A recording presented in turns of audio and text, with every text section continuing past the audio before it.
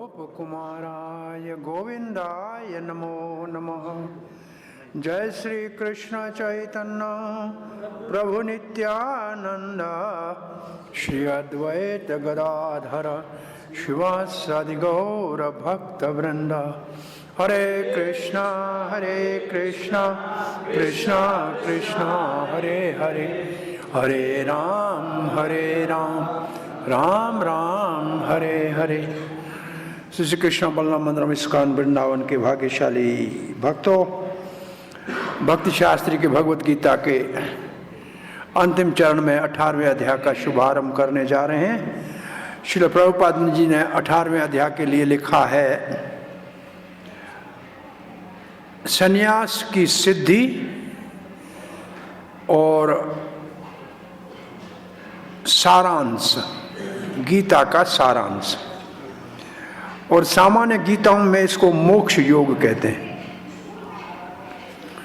इसके पहले 12 श्लोक 1 से लेकर 12 तक जो भगवत गीता के 1 से 6 अध्याय में जो कुछ सिखाया गया है 1 से 6 तक,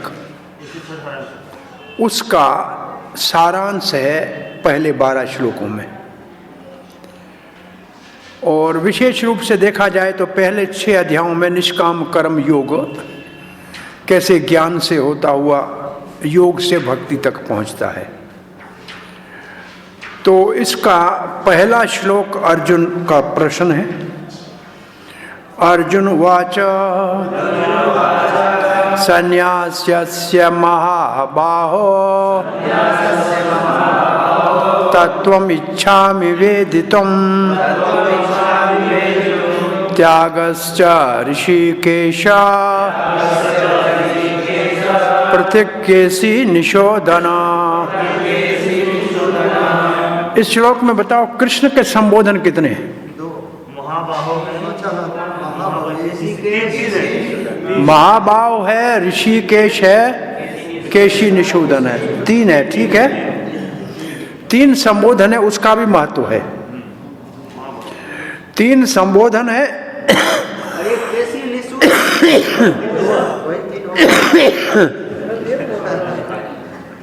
3 संबोधन है और 2 शब्दों की परिभाषा तत्व से अर्जुन जानना चाहते हैं। वो कौन से शब्द हैं? 2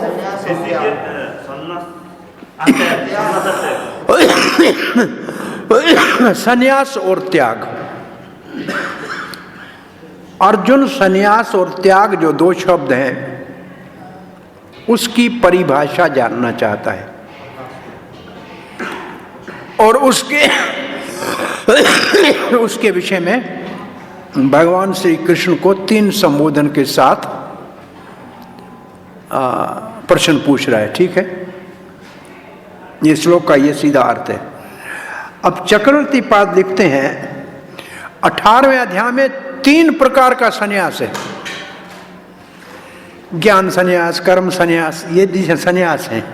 भाई कर्म को छोड़ो, कर्म का संन्यास, ज्ञान को छोड़ो, ज्ञान का संन्यास, कर्म के फल को त्यागो, ये भी एक और संन्यास है। लिखा नहीं है यहाँ, क्या 3 प्रकार का संन्यास। इसमें 3 प्रकार का संन्यास है लिख रहे हैं। और लिखा है ज्ञान और कर्म, और लिखा है मुक्ति की परिभाषा है इस अध्याय में, और भक्ति सर्वश्रेष्ठ है और गुह्यतम है। ये इस अध्याय में मिलेगा आपको। तो अध्याय में क्या मिलेगा? 3 प्रकार का संन्यास, कर्म संन्यास, ज्ञान संन्यास और मुक्ति। सन्यासी जो मुक्ति चाहते हैं, मुक्ति चाहने वाले सन्यासी। और फिर भक्ति सर्वश्रेष्ठ और गुह्यतम है, ये है 18वें अध्याय में। तो अब जो पहले हमें अध्याय पढ़े हैं उसमें लिखा था तत् शब्द तत्सत ओम तत्सत उदाहरण जो उच्चारण करेगा, चाहे वो यज्ञ करे, चाहे तप करे या दान दे, और वो चाहता क्या है? मुक्ति।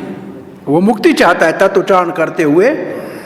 किससे मुक्ति चाहता है? अतत से, जो सत्य तत् नहीं है।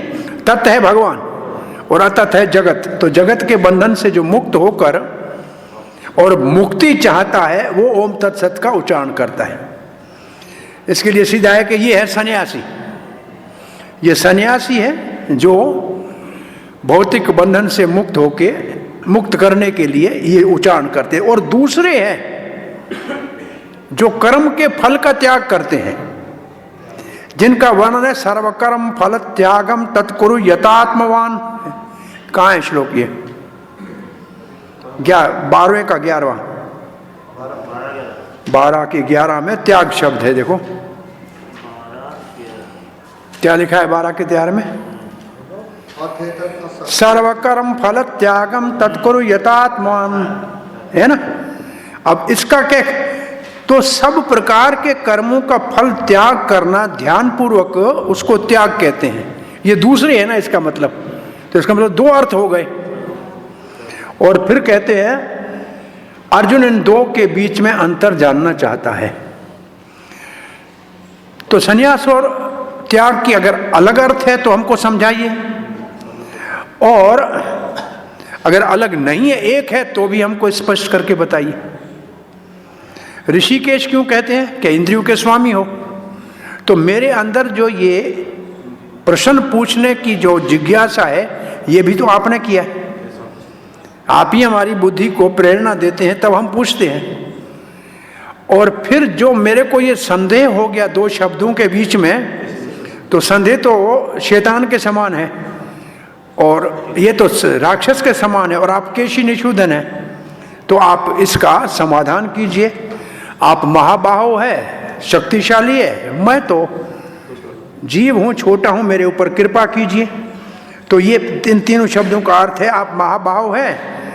और फिर लिखा है कि मैं तो, मेरी तो शक्ति आपके सामने तुच्छ है।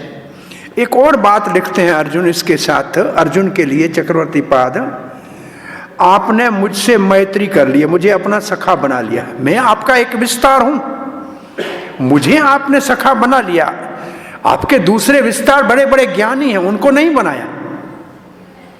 आपने मेरे ऊपर यह कृपा की है विशेष कि आपने मुझे सखा बनाया। दूसरे ज्ञान के भंडार आपके और भी तो विस्तार हैं, 4 कुमार हैं, और कहा जाए तो बहुत बड़े ज्ञान में, लेकिन सखा तो आपने मुझे ही बनाया है। इसलिए मुझे प्रश्न पूछने में कोई भी भय नहीं है, क्योंकि मित्र है, मित्र से पूछने में कौन सा डर लगता है। इसलिए मैं आपसे प्रश्न पूछने के लिए जो है साहस कर रहा हूं। बलदेव विद्याभूषण लिखते हैं, तो अब क्या संबंध क्या हो गया इस 18वें अध्याय का? यहां 2 श्लोकों के साथ संबंध हो गया, ओम तत्वत सत्व वाले से और 12वें अध्याय के श्लोक से। तो 2 ये संबंध हो गया। अब 2 और संबंध बता रहे हैं बलदेव विद्याभूषण। कहते हैं 18वें अध्याय में सारी गीता का सारांश बताया गया है, और विशेष रूप से गुह्यतम जो भक्ति है उसका वर्णन किया है। और एक शब्द और लिखा है, शरणागति समझाई गई है। 18वें अध्याय में शरणागति है, भक्ति गुह्यतमम है, ये है, और सारे गीता का सार है।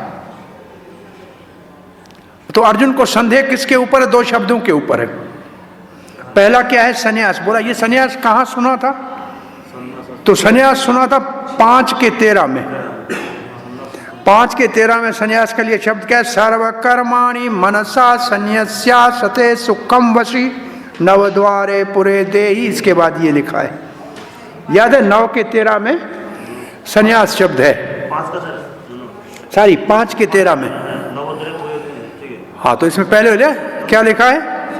सर्वकर्माणि मनसा संन्यस्यासते सुखम वशी नवद्वारे पुरे देहि न कुर्वन् न कार्यन्, ऐसे लिखा है। ठीक है।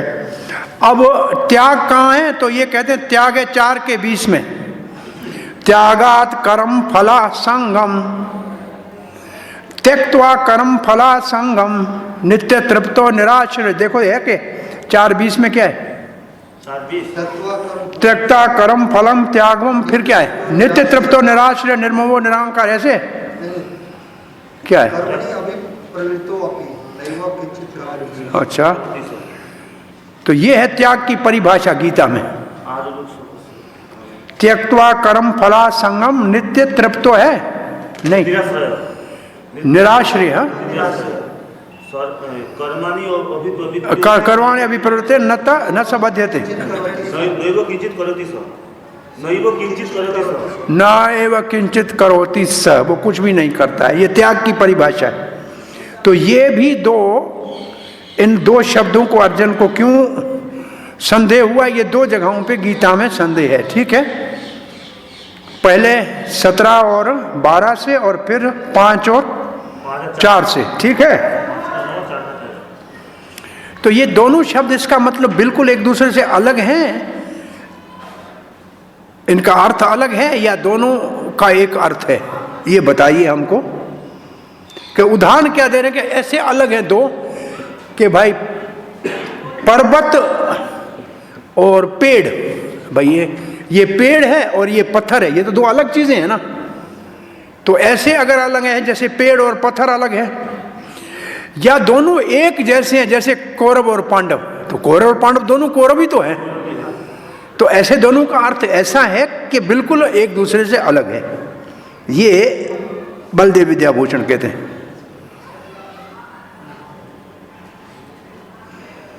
हे महाबाहु कृष्ण ऋषिकेश, क्योंकि आप बुद्धि के सारे कार्य का संचालन करते हैं, मेरे मन में संदेह हो गया है और आप केशी निषूदन है, आप संदेह का समाधान कीजिए। श्री प्रभुपाद लिखते हैं भगवत गीता तो 17वें अध्याय में संपूर्ण हो गई। अब 18वां अध्याय गीता का सारांश है।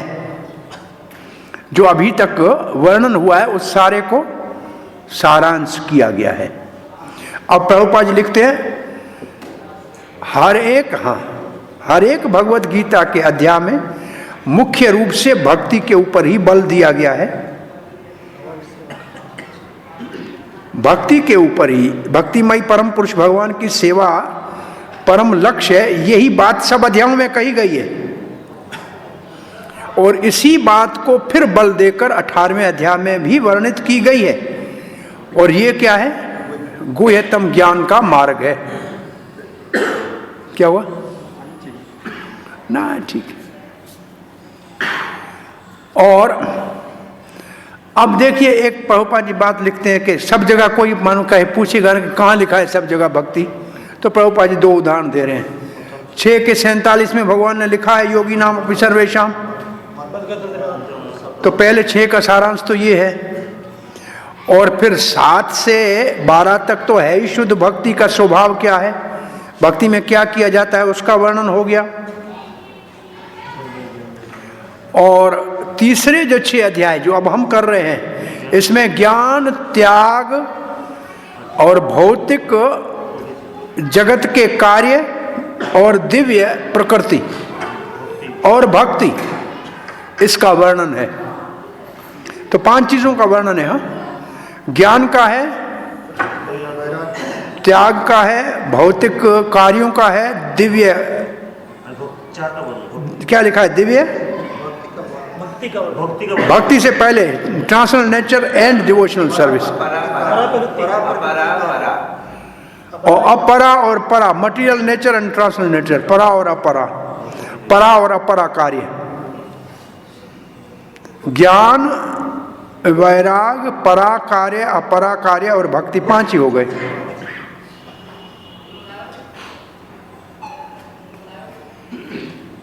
तो सारे कार्य भगवान के संबंध में करने चाहिए। और इसके लिए 17वें अध्याय में ओम तत्सत कहा गया था। और ओम तत्सत का अर्थ है विष्णु। तो प्रभुपाद जी फिर 17वें अध्याय से इसको जोड़ रहे हैं पहले। और तीसरा जो भगवत गीता का ये विभाग है, इसमें भक्ति का ही दर्शन कराया गया है और कुछ भी नहीं है। जीवन का अंतिम लक्ष्य तो भक्ति ही है, और इसी बात को प्रमाणित करने के लिए पूर्व आचार्यों का, ब्रह्म सूत्र का और वेदांत सूत्र का उदाहरण दिया गया है। पहले दूसरे अध्याय में क्या था? सारे गीता का सार, और ये सार दोनों में कैसे अंतर करेंगे? प्रभुपाद ने शब्द लिखा है, वो सिनाप्सिस था, ये समरी है। तो सिनाप्सिस था पहला, दूसरा अध्याय, दूसरे अध्याय में सिनाप्सिस है और 18वें अध्याय में समरी है। दोनों में अंतर क्या है? सिनाप्सिस का मतलब है कोई थोड़े में बात लोगों को समझाई जाए, फिर कोई प्रश्न पूछे उसके ऊपर विस्तार करके वर्णन किया जाए, और फिर जब सब समझाया जाए तो फिर सब का उपसंहार करके थोड़े में बताया जाए। तो पहले जो बताया जाता है थोड़ा, वो भूमिका है, उसमें जैसे सूत्र की तरह है, वो उसका विस्तार की जरूरत है, और फिर व्याख्या करने के बाद फिर उसको सारांश किया जाए, वो 18वां अध्याय है। हाँ, तो इस तरीके से ये दोनों हैं, ठीक है। अब प्रभुपाद के कुछ निराकारवादी जो है वो तो कहते हैं वेदांत सूत्र केवल हमारा ही अधिकार है। ऐसी बात नहीं है, वेदांत सूत्र से भी भक्ति को समझना चाहिए, क्योंकि भगवान 15वें अध्याय में कहते हैं मैंने ही वेदांत दिया है, मेरे कोई वेदांत से जानना है। सारे शास्त्र, सारे वेद भक्ति का ही वर्णन करते हैं, और यही तो भगवत गीता में वर्णित है। अब वो बात जो मैंने अभी आपको बताई, क्या लिखा है आपके, अब हिंदी में देखिए, पढ़िए, बताइए दूसरा अध्याय क्या है, क्या लिखा है हिंदी में, क्या लिखा है? सारे विषय वस्तु दूसरे अध्याय में क्या है? संपूर्ण विषय वस्तु की सार का वर्णन। और 18वें में? 18वें अध्याय में सारे उपनिषद का सारांश दिया गया है। तो ये देखो, दोनों को शब्द एक जैसे ही बोल रहे, सार और सारांश, लेकिन है दोनों में अंतर। सिनाप्सिस और समरी में अंतर है। सिनाप्सिस और समरी, संक्षिप्त और सारांश।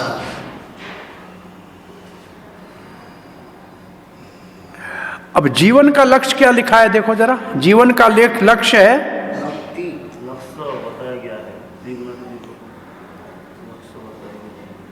त्याग लिखा है कि संन्यास लिखा है?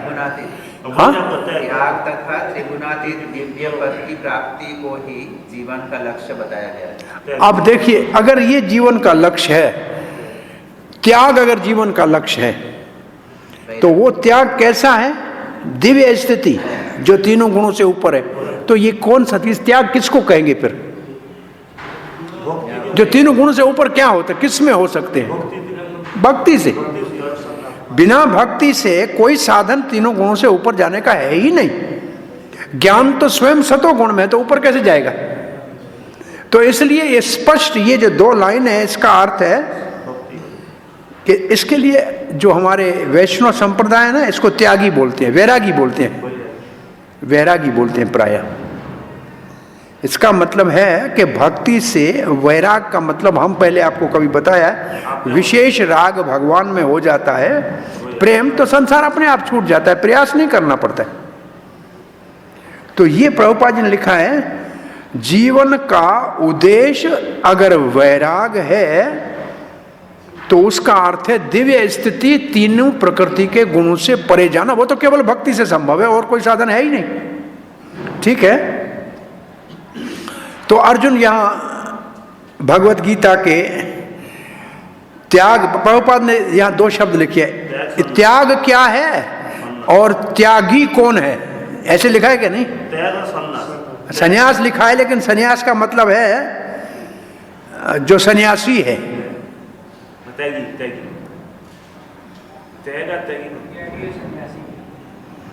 और ऋषिकेश और केशी निशुद्धन का प्रभुपाद जी ने अर्थ लिखा है, जो हम पहले कह के आए वही अर्थ है।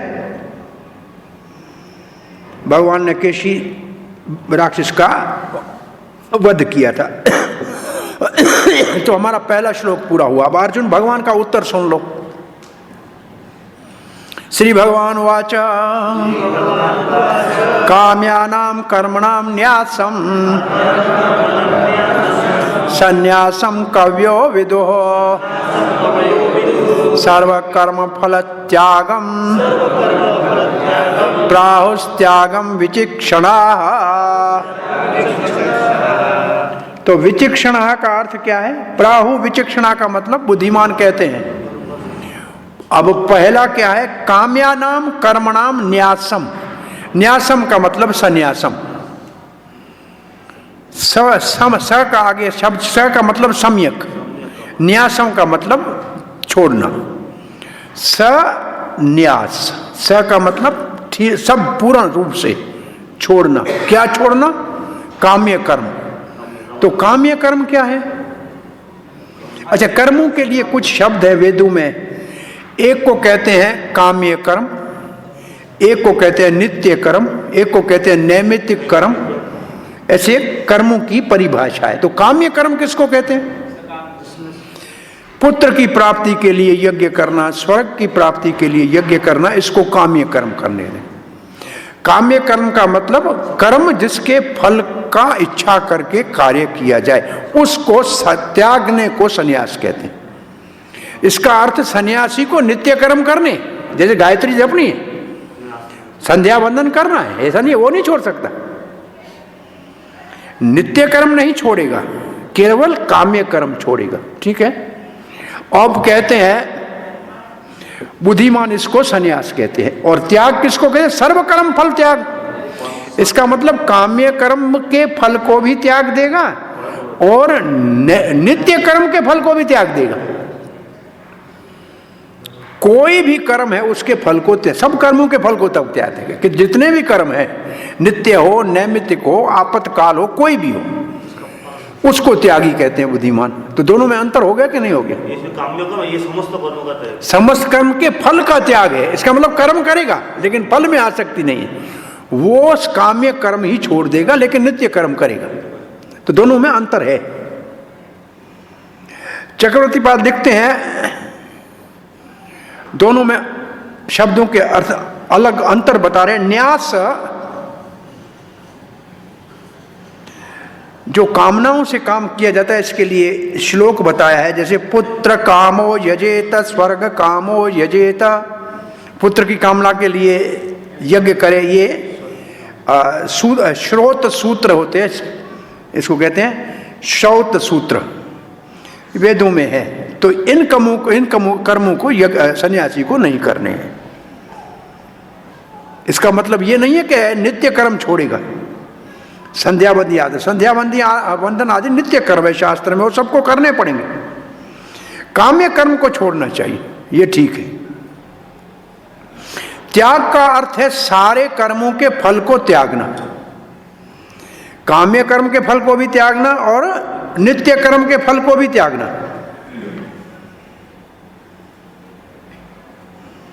परंतु कर्म सारे करते रहना।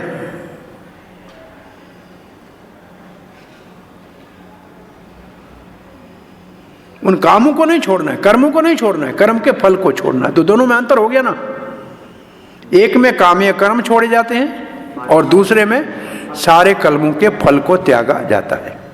करेगा लेकिन फल का त्याग करेगा। और श्रुति में इसके लिए भी लिखा है कर्मणा पितृलोक, क्योंकि अगर आप नित्य कर्म भी करोगे तो भी उसका फल तो होता ही है। नित्य फल का कर्म का एक फल है, पितृलोक मिलेगा। धर्मेण पापम अपनोदति, और धर्म के ऊपर नित्य कर्म करोगे तो पाप नाश होगा। तो ये भी तो फल है ना, तो फल तो मिलेगा ही। तो इसलिए नित्य और काम्य दोनों कर्मों के फल को त्यागने वाले को त्यागी कहते हैं। वो कर्म करता है परंतु फल नहीं लेता। ये महानारायण उपनिषद में लिखा है। इसका अर्थ है त्यागी सारे काम्य कर्म करेगा, नित्य कर्म करेगा, परंतु फल की इच्छा नहीं। परंतु सन्यासी जो है वो नित्य कर्म तो करेगा पर काम्य कर्म त्याग देगा। ये है दोनों में अंतर। ठीक है। श्रील प्रभुपाद जी लिखते हैं फल की इच्छा वाले कर्मों को त्यागना जो है ये भगवत गीता का निर्देश है, ऐसे लिखा है। परंतु वो कार्य जो आध्यात्मिक ज्ञान में उन्नति के लिए है उनको नहीं छोड़ने चाहिए, ये आगे वाले श्लोकों में कहा जाएगा। वैदिक साहित्य में बहुत से निर्धारित साधन है, यज्ञ है, और उनका कुछ विशेष उद्देश्य है। जैसे कुछ यज्ञ पुत्र प्राप्ति के लिए है, धन प्राप्ति के लिए है, स्वर्गलोक के लिए है। इन सबको छोड़ना चाहिए। ये वही बात हो गई ना, ये सन्यास की परिभाषा चल रही है।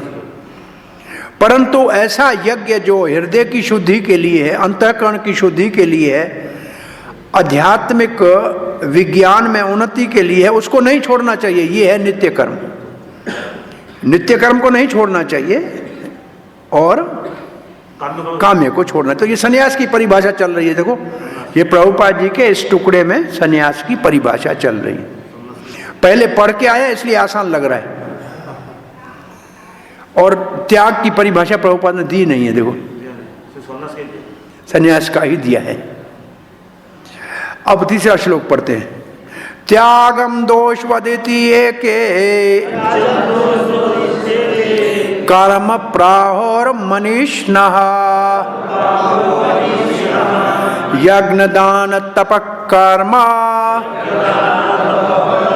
न त्याजम इति चापरे। त्याज्यम दोषवदी इति एके।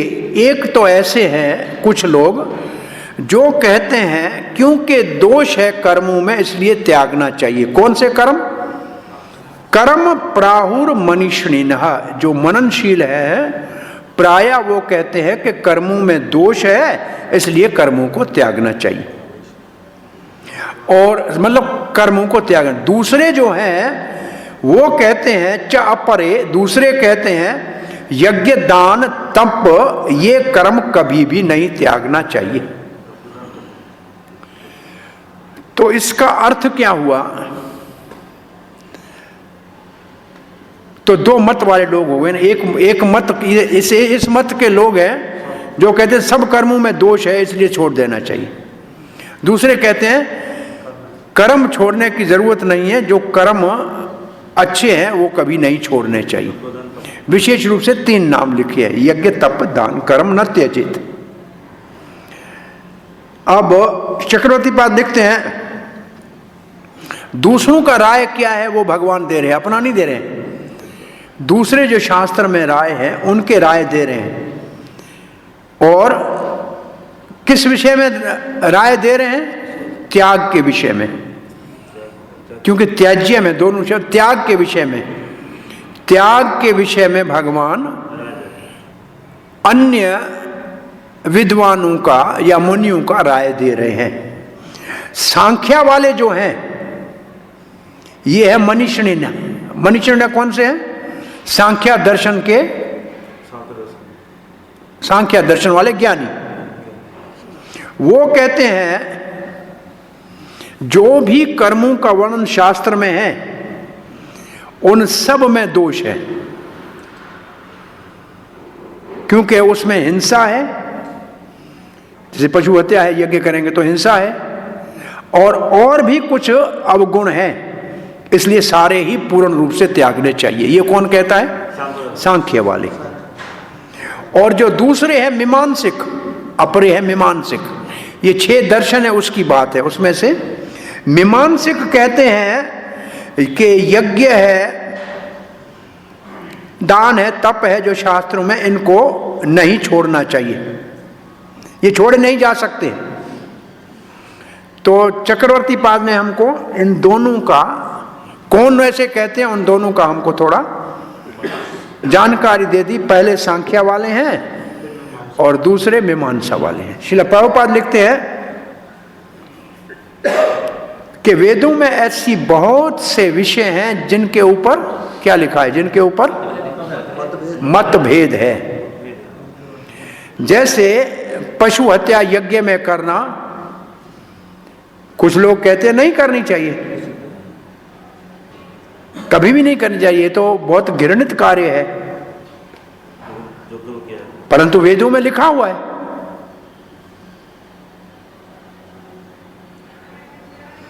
क्योंकि मारा नहीं जाता है, उस पशु को जो है नया जीवन मिलता है।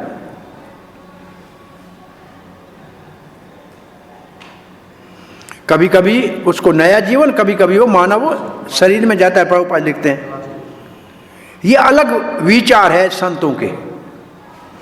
कुछ कहते हैं कि पशु हत्या पूर्ण रूप से त्यागनी चाहिए, और कुछ कहते हैं कुछ तो यज्ञ करने ही चाहिए। परंतु भगवान के इसके विषय में अपना राय नहीं दे रहे हैं अभी तक, दूसरों का राय है। तो श्री प्रभुपाद जी ने इसको कुछ और प्रकार से बताया है कि पशु यज्ञ के विषय में दो प्रकार के राय हैं। चौथा श्लोक, निश्चय शृणु में तत्र त्यागे भरत सतमा, त्यागो ही पुरुष व्याघ्र त्रिविध संप्रकृतितः। निश्चयम शृणु में तत्र त्याग भरत सतम। निश्चयम शृणु में, अब मेरी बात सुनो। निश्चय से मैं बताता हूं, वो तो दूसरों की राय थी, मेरी राय क्या है। त्याग किसको कहते हैं? हे भरत श्रेष्ठ, भरत सतम, हे भरत श्रेष्ठ, भरतवंशियों में श्रेष्ठ। अब मैं आपको त्याग के विषय में, तो आप पुरुष व्याघ्र है। कैसे हैं आप? पुरुष व्याघ्र, मानव में व्याघ्र है, शेर है, बाघ है, ठीक है। त्रिविध संप्रकृतता मतलब तीन प्रकार का त्याग होता है। इसका मतलब तो ये हो गया ना, त्याग तीन प्रकार का होता है। और प्रभुपाद भगवान श्री कृष्ण त्याग को तीन में विभाजित कर रहे हैं। भगवान अपना राय दे रहे हैं। त्याग तीन प्रकार का है, सात्विक, राजसिक और तामसिक। ये 7वें श्लोक तक इन तीनों त्यागों का वर्णन चलेगा, 5, 6, 7 में। और उसके उपरांत भगवान त्याग का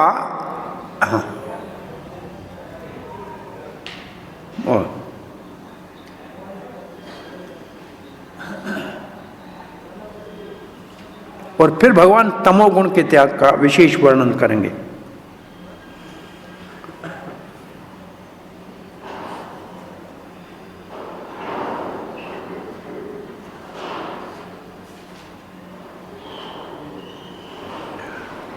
अब चक्रवर्ती पाद लिखते हैं कि आगे जो श्लोकों में संन्यास शब्द भी आएगा, तो भगवान का विचार संन्यास और त्याग में, भगवान के विचार में कोई अंतर नहीं है, ऐसा चक्रवर्ती पाद लिखते हैं। देखेंगे आगे क्या आता है। श्रील प्रभुपाद जी लिखते हैं, नाना मत हैं किसके विषय में? त्याग के विषय में, परंतु भगवान श्री कृष्ण अपना निर्णय दे रहे हैं। और प्रभुपाद जी कहते हैं इस निर्णय को क्या समझना चाहिए? अंतिम निर्णय समझना चाहिए। इसके बाद और किसी निर्णय लेने की जरूरत नहीं है। पर वेद क्या है? भगवान के दिए हुए नियम है। जब भगवान साक्षात खड़े हैं तो उनके शब्दों को अंतिम शब्द मानना चाहिए। तो 3 प्रकार का त्याग होता है प्रकृति के गुणों के अनुसार। 5वां श्लोक, यज्ञता यज्ञ दान तप कर्म न त्याजम कार्यम एवता यज्ञो दानम तपश्चैव पावनानि मनीषिणा। अब भगवान कहते हैं यज्ञ तप और दान, ये जो कर्म है ये कभी भी त्यागना नहीं चाहिए। एवतत, कभी इनको त्यागना नहीं चाहिए। और फिर दोबारा कहते हैं ये तीनों कर्म बड़े बड़े मनुष्यों को भी पवित्र करने वाले हैं, जो पवित्र हैं उनको भी पवित्र करने वाले हैं, तो ये कभी नहीं छोड़ने चाहिए। चक्रवर्ती पाद लिखते हैं भगवान के अनुसार कुछ काम्य कर्म जो करना चाहिए या नहीं करना चाहिए जरूरी नहीं है। जैसे कुछ यज्ञ है, दान है, तप है, और जो सात्विक हैं अपने स्वभाव में उनको तो करना ही चाहिए, परंतु फल की इच्छा नहीं रखनी चाहिए। सात्विक प्रकृति के यज्ञ करने चाहिए बिना फल की इच्छा की, ये एक पहली बात कहते हैं। और दूसरे श्लोक में सन्यास में काम्य कर्म छोड़ने को कहा गया था, और यहां कहा गया है कुछ काम्य कर्म किए जा सकते हैं परंतु फल की इच्छा छोड़कर। ये दोनों में अंतर है, ये इस श्लोक में कहा गया है। यज्ञ तप दान निरंतर सदा करना चाहिए क्योंकि वो चेतना को पवित्र करते हैं। प्रभुपाद जी का इसके तात्पर्य में एक बात बहुत विवाह वाली प्रसिद्ध रूप से प्रसिद्ध है। प्रभुपाद लिखते हैं योगियों को सब वो कार्य जो मानव समाज में उन्नति के हैं वो करने चाहिए। मानव समाज में उन्नति के सारे कार्य योगियों को करने चाहिए, ऐसे लिखा है ना, देखो किताब में पढ़ते चलो साथ में। बहुत ही कैसे कार्य हैं आध्यात्मिक जीवन में उन्नति के लिए मानव के लिए कौन से कार्य हैं, क्या लिखा है? संस्कार हैं। ये जैसे 16 संस्कार हैं, ये तो कभी नहीं छोड़ने चाहिए। अब प्रभुपाद जी कहते हैं इन 16 संस्कारों में एक विवाह संस्कार है। ये विवाह संस्कार जो है ये सन्यासी के लिए तो जरूरी नहीं है, जो सन्यासी है उसको नहीं करना चाहिए।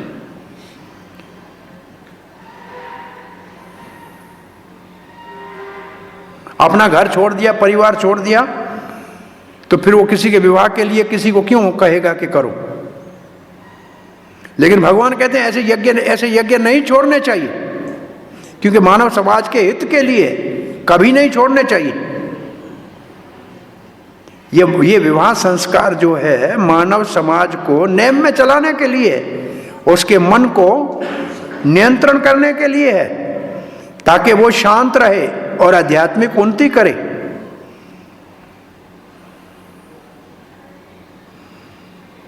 बल अधिकांश लोगों को विवाह के लिए प्रोत्साहन करना चाहिए। किसको? सन्यासी को भी। और सन्यासी को तो कभी स्त्री से बात संभाषण नहीं करना है। इसका अर्थ ये नहीं है कि जो नीचे स्तर जीवन जिनका है, नौजवान जो है, उनके लिए विवाह के लिए सलाह न दे। और प्रभुपाद कहते हैं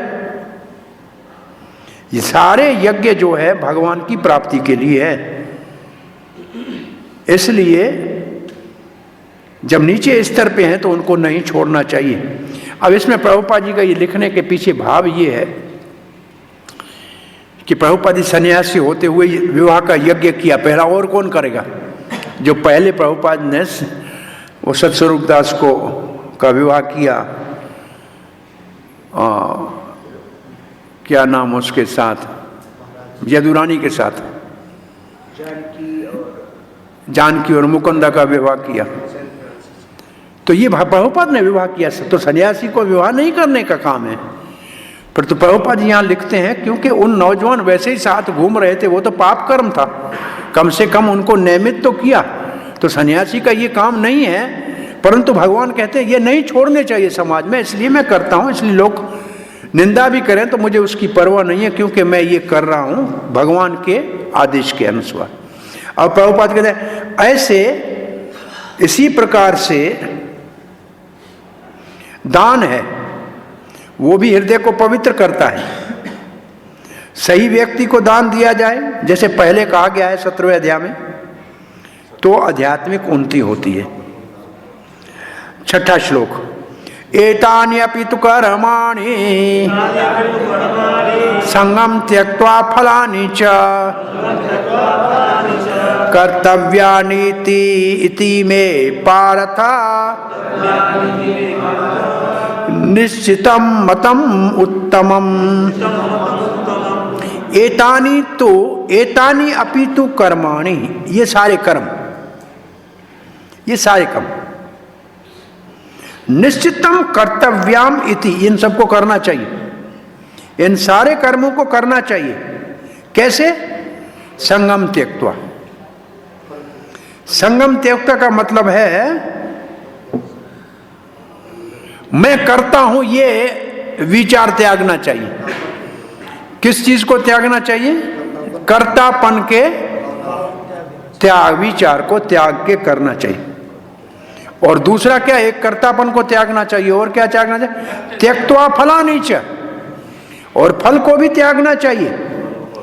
मैं उत्तमम मतम, ये मेरा उत्तम मत है।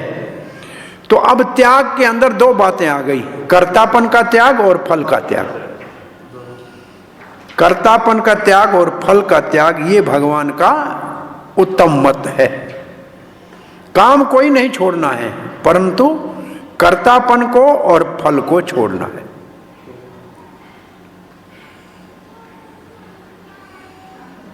नहीं, मंदिर बनाना ये भी तो कार्य है, इतना बड़ा कार्य चल रहा है। रसोई का किचन में काम करना ये भी तो कार्य है, ये भी तो कार्य है। अब इसमें मैं करता हूं ये निकाल देना चाहिए। प्रभुपाद ने जितने मंदिर बनाए कोई अपने नाम से नहीं बनाया, भगवान के नाम से बनाए। ये कर्तापन को छोड़ना हो गया। नहीं तो आप जितने मंदिर देखो लोगों के नाम से, अपने अपने नाम से।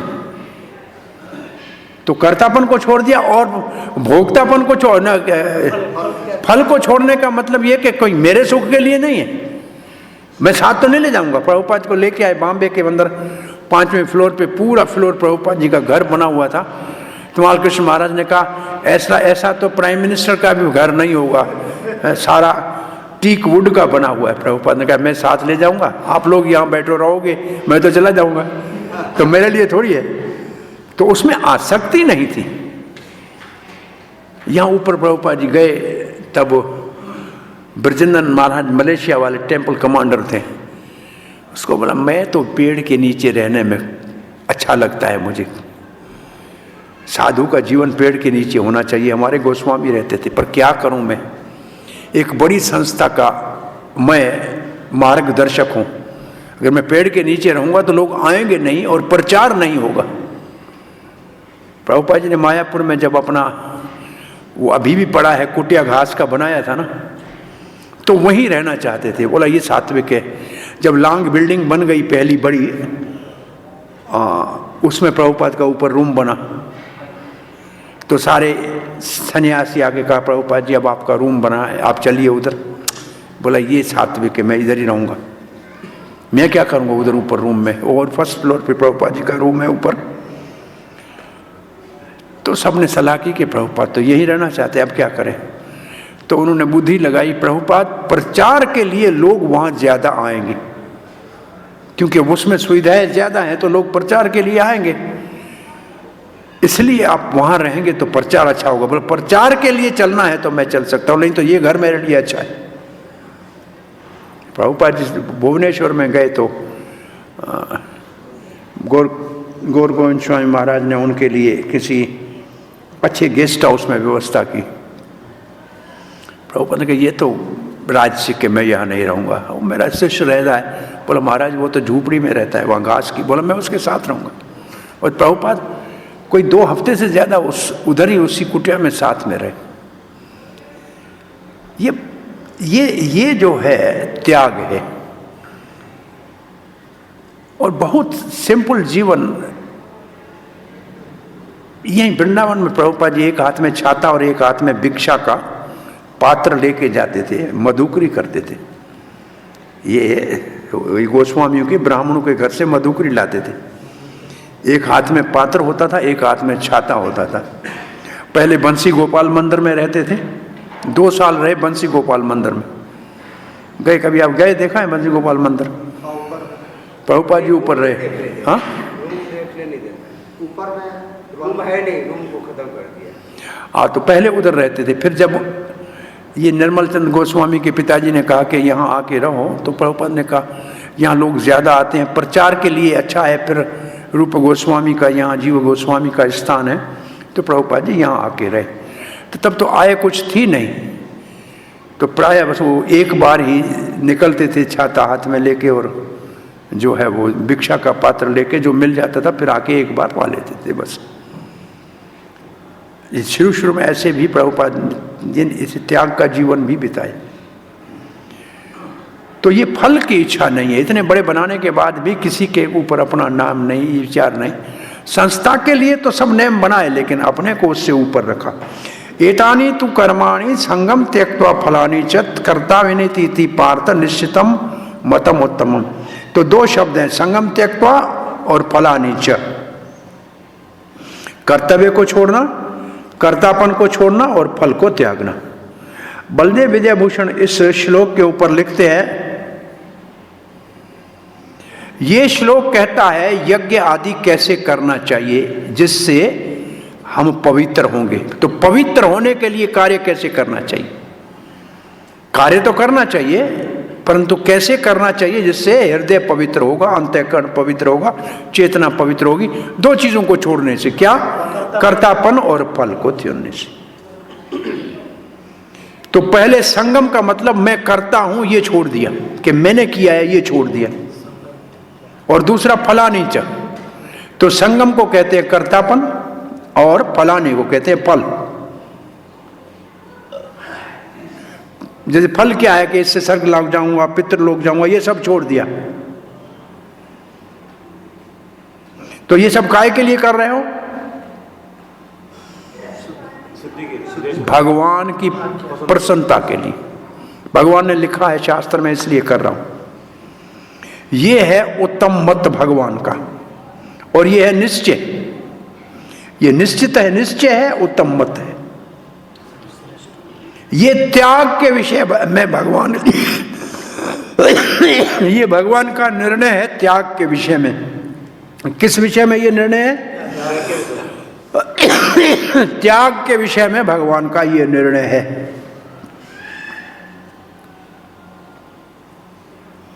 बोला इसमें क्या विशेषता है? बोला इसमें विशेषता ये है कि कर्तापन का भी त्याग है। पहले श्लोक में कर्तापन का त्याग नहीं था, दूसरे में वहां तो सिर्फ त्याग था फल का, लेकिन यहां कर्तापन का जो त्याग है ये जोड़ के भगवान अपना मत दे रहे। तो अब त्याग की परिभाषा आप बताइए क्या होगी? कर्तापन के, कर्म तो करे, कर्तापन का त्याग करे और फल का त्याग करे, उसको त्याग माना जाता है। और ये त्याग बड़े बड़े विद्वानों को भी पवित्र करने वाला है। अब प्रभुपाद जी के लिखते हैं सारे ही यज्ञ पवित्र करने वाले हैं, परंतु उनके फल को त्यागना चाहिए।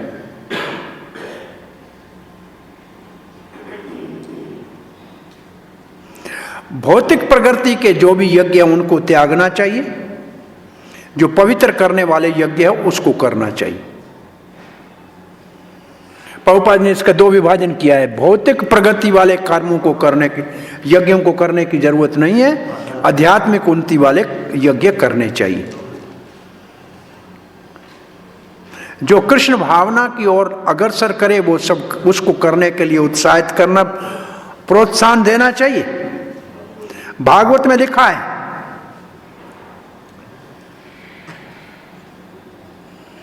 और धर्म का ये सबसे उच्च स्तर है। कहां लिखा है भागवत में? इसको कहां से ढूंढेंगे?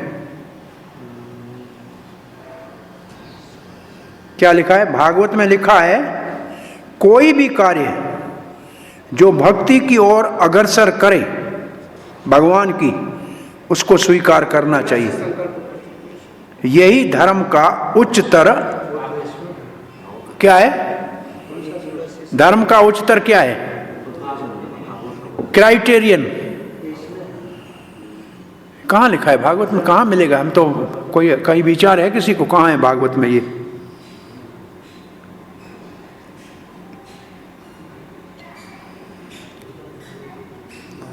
सैवई पुंसाम परो धर्मो यतो भक्ति अधोक्षजे अहितु की अप्रत्यता।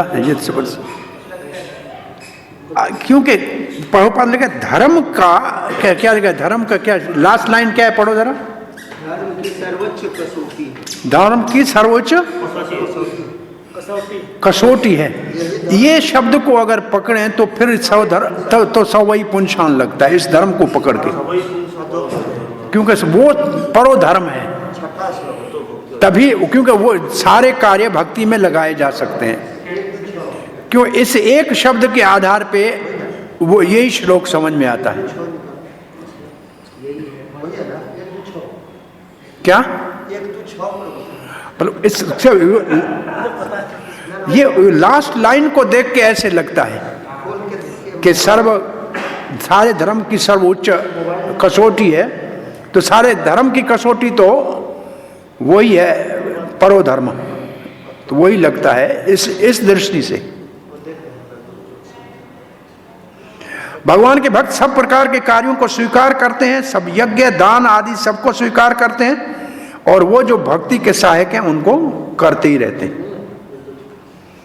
7वां श्लोक पढ़ रहे हैं। नियतस्य तु संन्यासः कर्मणो नोपपद्यते मोहादत्तस्य परित्यागात् तामस परिकीर्तितः न उपपद्यते। इसके लिए कोई भी सलाह नहीं दी गई है। किसके लिए? संन्यासः तो सन्यासी के लिए भी ये उचित नहीं है। क्या? नियतस्य कर्मणः। नियत कर्म का मतलब क्या? नियत कर्म किसको कहते हैं? देखो लिखा शब्द अर्थ में प्रभुपाद ने क्या लिखा है? नियत कर्म निर्दिष्ट कार्य। इसके लिए हमने पहले शब्द क्या पढ़ा था?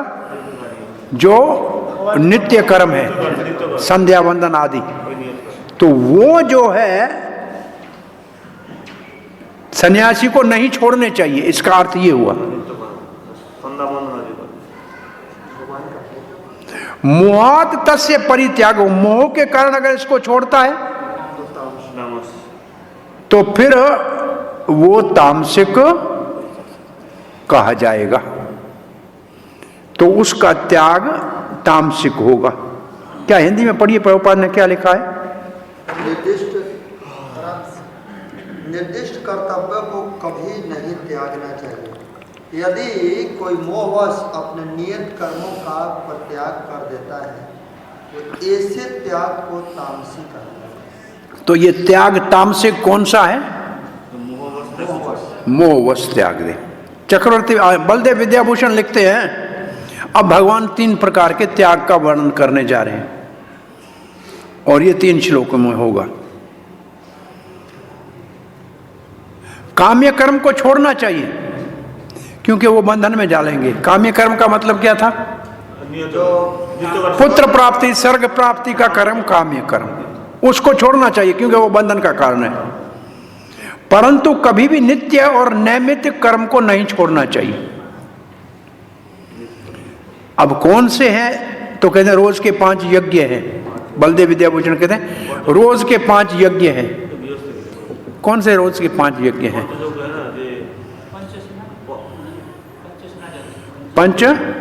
पंचसूना के लिए 5 यज्ञ है।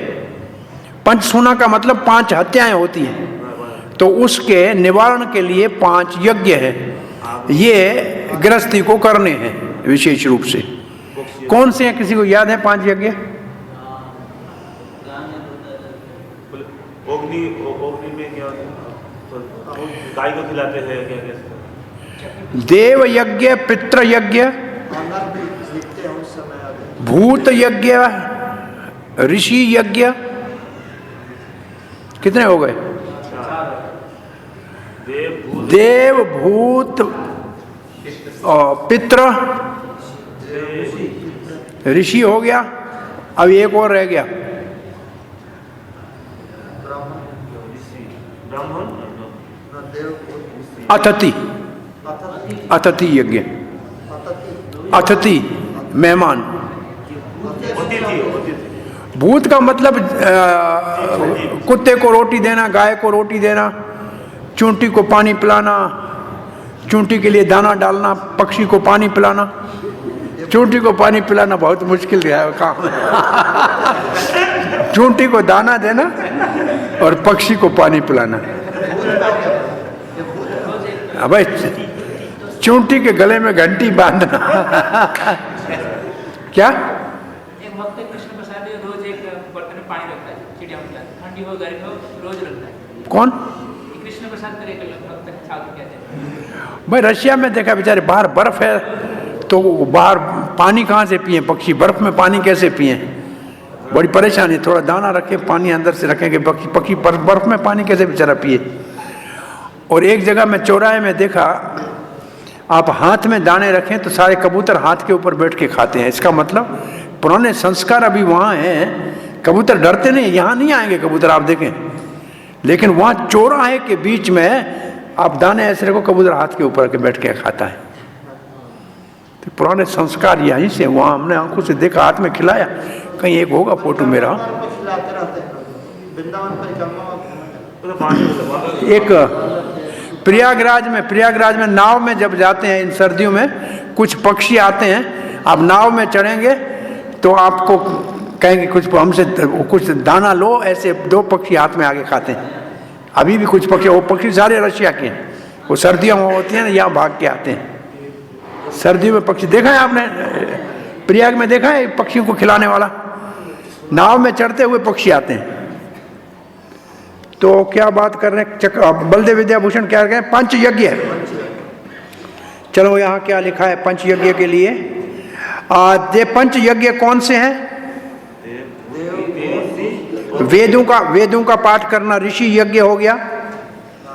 देवार्चन करना, भगवान की पूजन करना, पितरों का पूजन तर्पण करना, अतिथि यज्ञ और भूत यज्ञ।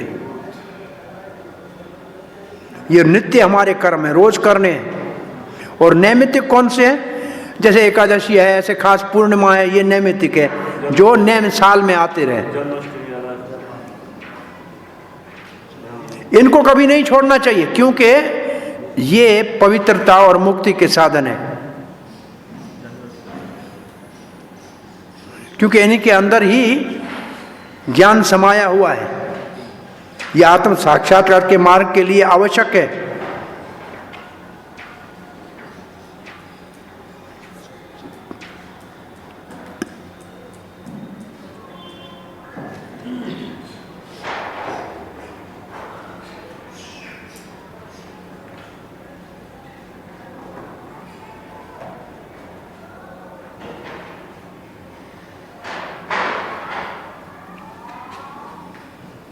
अब बलदेव विद्याभूषण तीसरे अध्याय में जैसे लिखा है, कर्म का चक्र। कर्म करेंगे तो यज्ञ करेंगे तो बरसात आएगी, अन्न। अब ये कर्म करना छोड़ देंगे तो क्या होगा?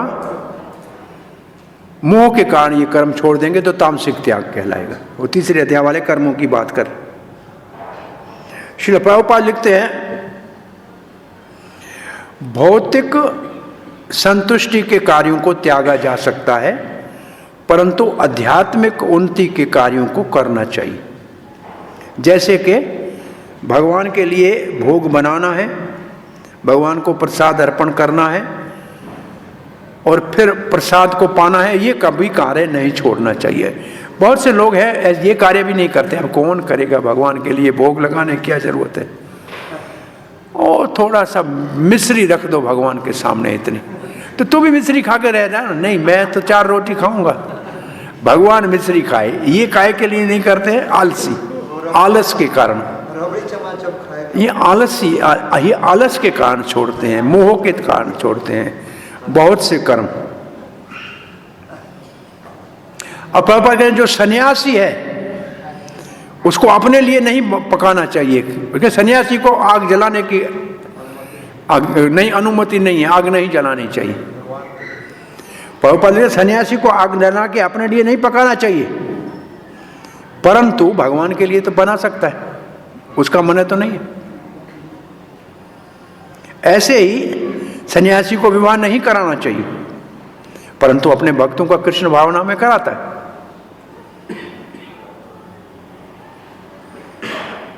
अगर इन कर्मों को अगर त्याग देगा तो फिर इसको कहा जाएगा ये तमोगुण में है।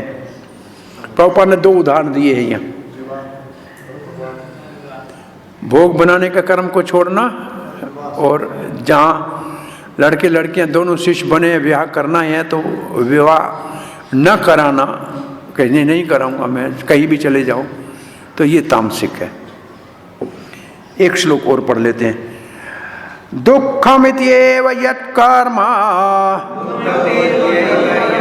काय क्लेश भयात् त्यजेत सत्कृत्वा राजसं त्यागं नैव त्याग फलम लभेत।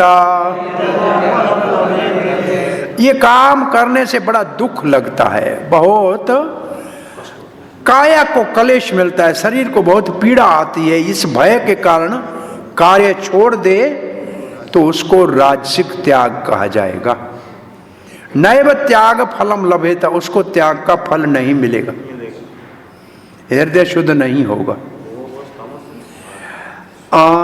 तो इसके लिए बलदेव विद्याभूषण कहते हैं ये जानते हुए कि अपने निर्धारित कर्म जो है बिना इच्छा के मुक्ति के लिए किए जाएं, ये तो जानता है।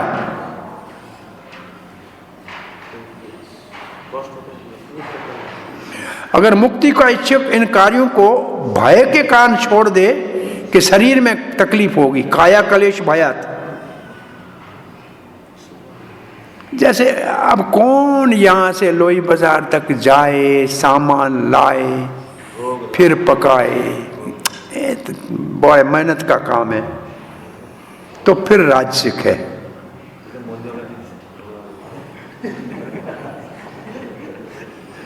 तो वो त्याग का फल जो ज्ञान है उसको प्राप्त नहीं होगा।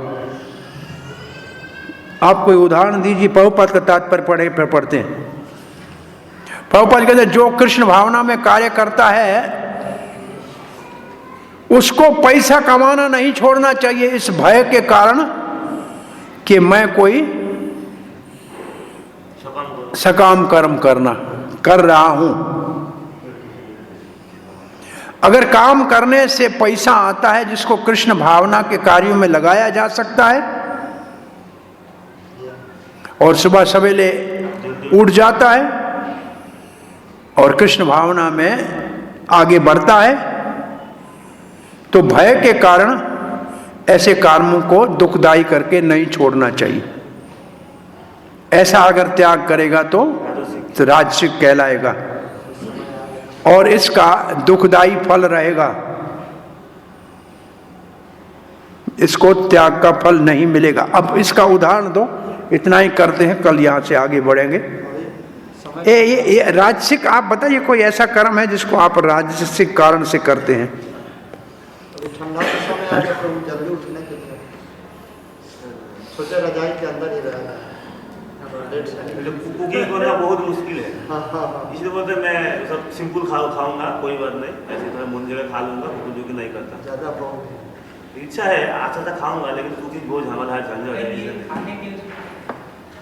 मैंने उदाहरण दे रखा था, सामान ज़्यादा नहीं। काया कलेश भयात, काया के शरीर के दुख के भय के कारण नियमित भगवान की सेवा के भक्ति की उन्नति के कार्यों को छोड़ना राजसिक त्याग है। देखना चाहिए हम कब बहुत समय ऐसे कार्य करते हैं जिसमें आलस के कारण,